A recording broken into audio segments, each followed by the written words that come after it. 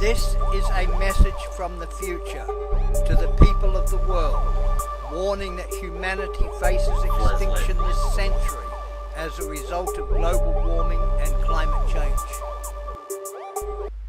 Can You Save the Human Race is a master plan for the survival of humanity and an appeal for justice for the children.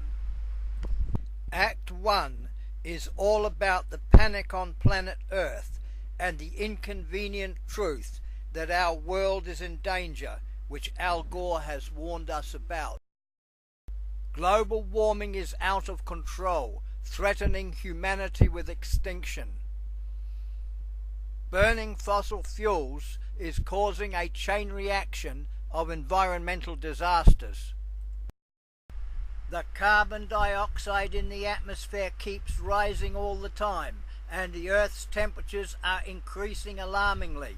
The glaciers and the polar ice caps are melting, and the Antarctic ice shelves are breaking up and collapsing. Sea levels are rising, threatening hundreds of millions of people with becoming environmental refugees.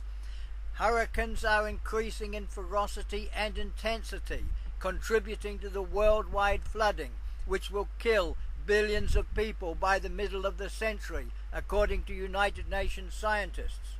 In his film, An Inconvenient Truth, Al Gore said, "Our ability to live is what is at stake." There is a state of emergency on the Earth as the global crisis threatens an apocalyptic ecological cataclysm.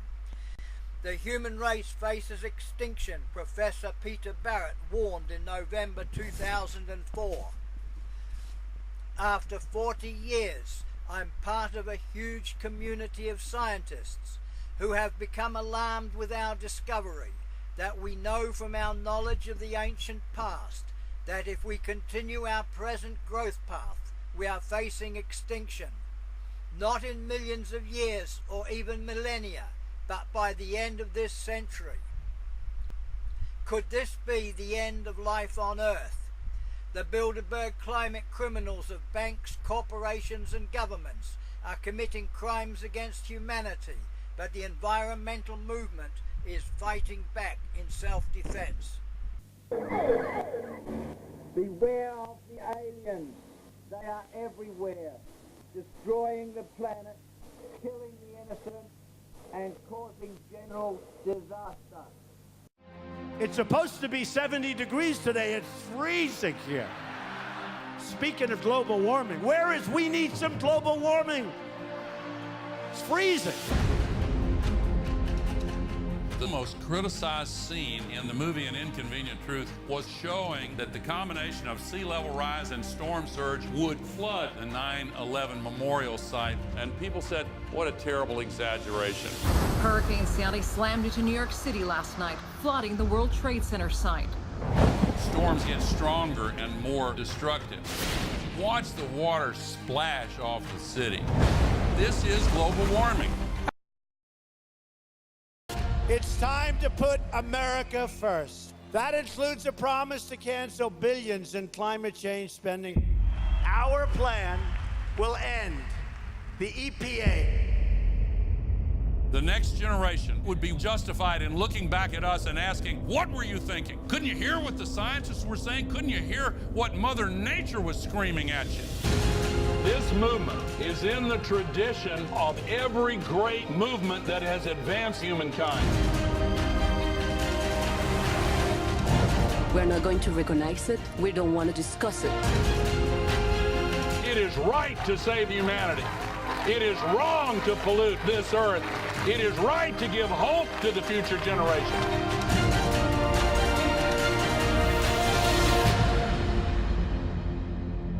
Don't let anybody tell you that we're going to get on rocket ships and live on Mars. This is our home.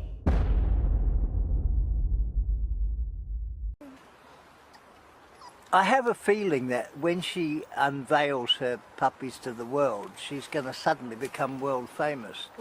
I'm not quite sure how it's going to happen, but I have a feeling that she's planning something. Yeah. What are you planning, darling? What are you planning?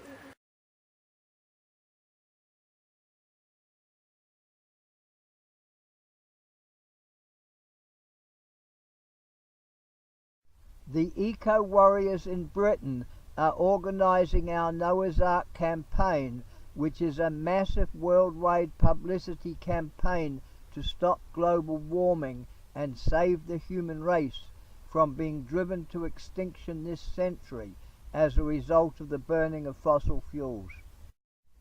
We are friends of the Pacific warriors who are fighting to save their island nations in the South Pacific from vanishing beneath the rising sea levels as global warming floods their world. The eco-warriors' modern-day version of Noah's Ark will be the travelling school for eco-warriors, publishing and broadcasting the truth about the danger of global warming, which threatens to wipe out all life on Earth, including the human race. The burning of fossil fuels is causing climate change, and Earth's temperatures are increasing, melting the polar ice caps and raising the sea levels, threatening worldwide flooding, which will kill billions of people, according to United Nations scientists. The melting methane hydrate gas in the polar regions threatens an ecological cataclysm that will make the Earth completely uninhabitable within 20 years, and humanity is facing extinction. The eco-warriors are attempting to change the future and ensure the survival of future generations by offering our solutions to the global environmental crisis. The only possible answer to stop global warming will be for the whole world to stop the burning of fossil fuels and to close down the fossil fuel industries, which are causing global warming and climate change. To help stop the imminent genocide of humanity that is being caused by the capitalist Bilderberg group of banks, corporations and governments that are destroying the planet and wiping out all life on Earth, the eco-warriors are offering the people of the world our reality TV show for the children, which is entitled, Can You Save the Human Race?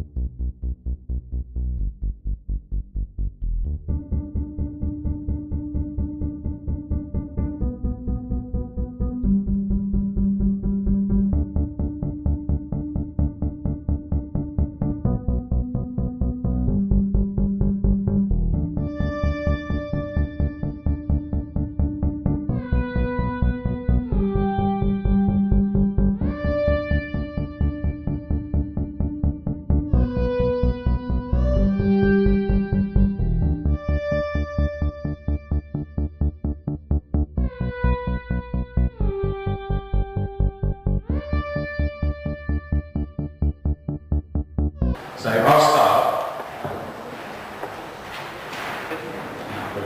So I was facilitating group down here, group 3, and I got 3 ideas just from that group. Where the first one was this idea of a direct action pledge, and we talked a lot about the idea of pledging to occupy this area if they come to demolish it. Pledging that in thousands, not just the homes, but the schools and the community centres and everything that makes up community, and not just the people that live here, but people from outside, the thousands of people that have heard about this campaign and want to show solidarity with it and want to come and help defend it using direct action. And we talked about doing that and making that credible, because it would be a long time before bulldozers might actually arrive. And to make that credible, we talked about having training sessions so that people not only just signed up for it and the name was on a website or an email or somewhere, but that they came to a training session and actually learned their skills, so that the threat of it might put them off, and it is also a very credible threat. What we've got to say from this conference and every activity now is you may think you're making a formal decision, but whatever decision you take, let us tell you it's not going ahead. It's not going ahead. That's why the pledge is so important. Because what we said, can you remember on other demonstrations, we used to shout when they come, the whole world is watching. Well, what we've got to say now is we want the whole world, not just to watch now, but to every person of concern, every person of goodwill, anyone who's concerned about human rights, the environment and all the rest, to sign the pledge now. It shouldn't just be left to my constituents in Simpson to say we're not moving, because that's the way of isolating them. That's what they want you to do. What we've got to say is across the world we invite people now to sign the pledge that we will occupy Simpson if they come for it. So there's a tradition of occupation. And I think if between now and the decision that's made in November, we have thousands of people, not just in Simpson, not just in Hillingdon, not just in West London, not just in Britain, but across the world, saying we are not going to let this town, this village die, and if necessary, we will come to occupy to protect this village because it protects our planet, doesn't it? And we kept saying that Battle of Heathrow is the iconic battleground for the battle against climate change. And I think it is. If we can win this one, it is a message of hope that will go out right way across this country against those campaigning against aviation expansion, those campaigning against development of roads, those campaigning against power stations and other developments that will affect our planet. And it will go not just across Britain but across Europe and the world. That somewhere, in one place on this planet, people have the courage to stand up and fight and win. And that's what we're about, isn't it? Solidarity.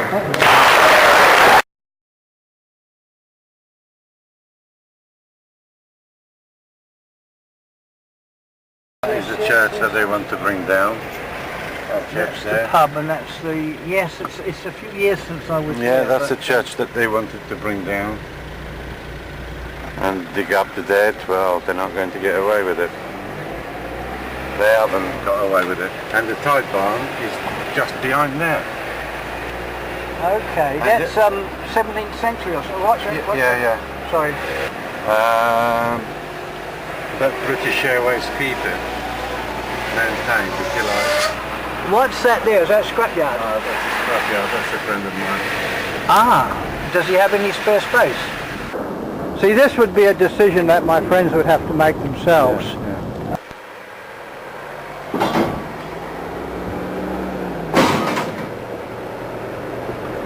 This is the route, you're saying, for the... Oh yeah, all these houses are going to go.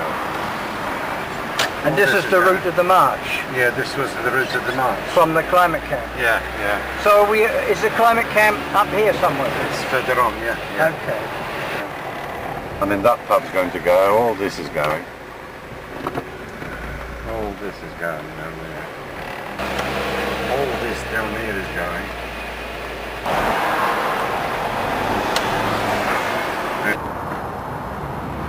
So that's the entrance there.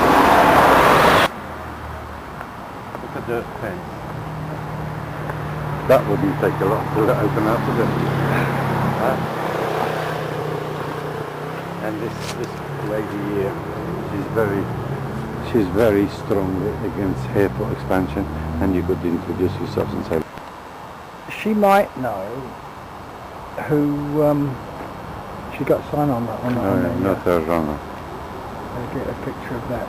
You said the other side, but that's easy peasy to get in, isn't it? Oh, absolutely. With bringing the vehicles in would have to be coming straight in through there, not a problem. All right, this is the big one on the left-hand side that I filmed just before. Yeah, yeah.